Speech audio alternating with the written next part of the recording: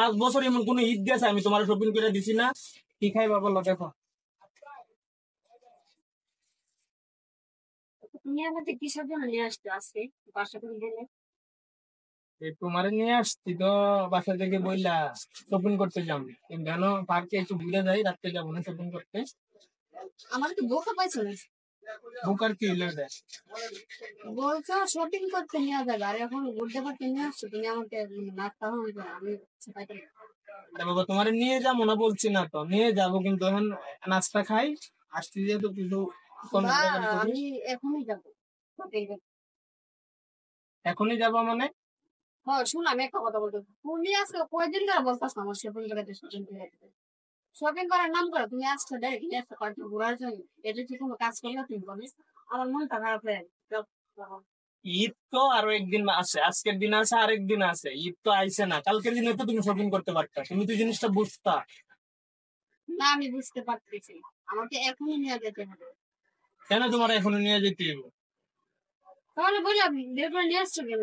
তোমারে বইলা বের করে নিয়ে আসছি, তুমি বাসা বইসা চিল্লা চিল্লি করে শপিনে যেতে শপিনে যেতে, ভাবলাম একটু পার্কে এসে ঘুরলে মনটা ভালো হইব, আর তুমি পার্কে এসে এই দাবি করতেছো।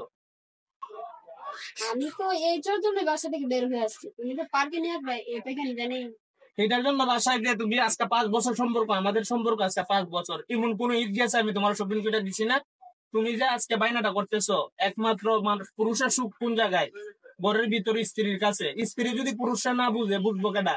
আমি যে হয়তো বাইনা করতেছি, তোমার সরাসরি না করতে পারতাছি না বলে এই ঈদে শপিং করে দিতে পারতাম না। তুমি তো এই জিনিসটা বুঝতা। একটা বউ হিসাবে তোমার দায়িত্ব নেই আমার বুঝনের। 5 বছর এমন কোন ঈদ গেছে আমি তোমার শপিং করে দিছি না? কি কি বললো তুমি?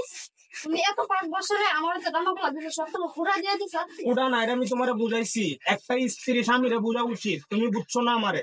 আমি তো অতদিন ধরে তোমার বংশ বুঝাইতেছি, তুমি তো বোঝা উচিত ছিল, তুমি বুঝছো? আমি যে তোমার জন্য কিছু করে নিয়ে আসবো বলছো।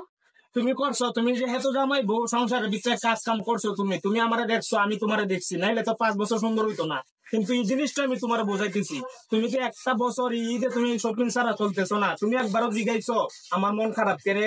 আমি অফিসটা অনেক সময় মন ডাকে খালা থাকে, তুমি বউ হিসাবে একবার জিগাইছো?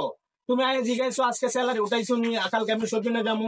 আজকে 1 সপ্তাহ ধরে তুমি এগুলি বলতেছো যে ঠিক করতেছো তুমি। তোমার যদি এত শপিং করা লাগে তোমার বাপের বাড়িতে ফোন দাও, আজকে পর্যন্ত তোমার কইছে আমি কোনো কিছু পারতাম না?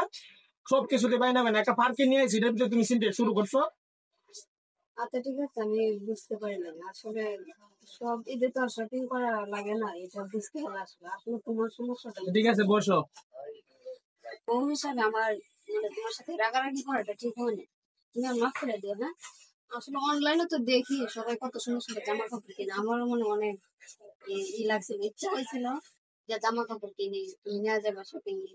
আরে তুমি জানো, তুমি যে জিনিসটা বুঝছো, সময় লাগলো জিনিসটা যে বুঝছো, আমি আমার ভালো লাগতেছে। আমি আমার বউরে শপিং করে দিতে পারতাম না, আমার কতটা কষ্ট লাগে তুমি বুঝো না? তুমি তো জিনিসটা, আমি তো তোমার এই জিনিসটি বুঝতে পারছি না। আচ্ছা ঠিক আছে, সময় লাগলো যেহেতু তুমি বুঝছো, আমার মনে কোনো কষ্ট নাই। আমি কি খাইবা বলো, মন ফ্রেশ হয়েছে? তুমি এরপর আমি চেষ্টা করবো, একদিন তো আছে আর একদিন আছে না, কালকের দিন আছে, কালকের দিনের ভিতরে আমি তোমার শপিং এ নেওয়ার চেষ্টা করবো। সমস্যা নাই থাক, আমার জামা লাগতো না। তুমি যে মানে খুশি হয়েছে এতে আমি খুশি, কারণ আমার মনে অনেক বড় আঘাত দিয়ে গেলো। আসলে আমার ঝগড়া করাটা ঠিক হয়। আচ্ছা ঠিক আছে, তুমি তোমার ভুল বুঝতে পারছো, এতে আমি খুশি। চলো আমরা কোনো কিছু খাই এখন, হ্যাঁ?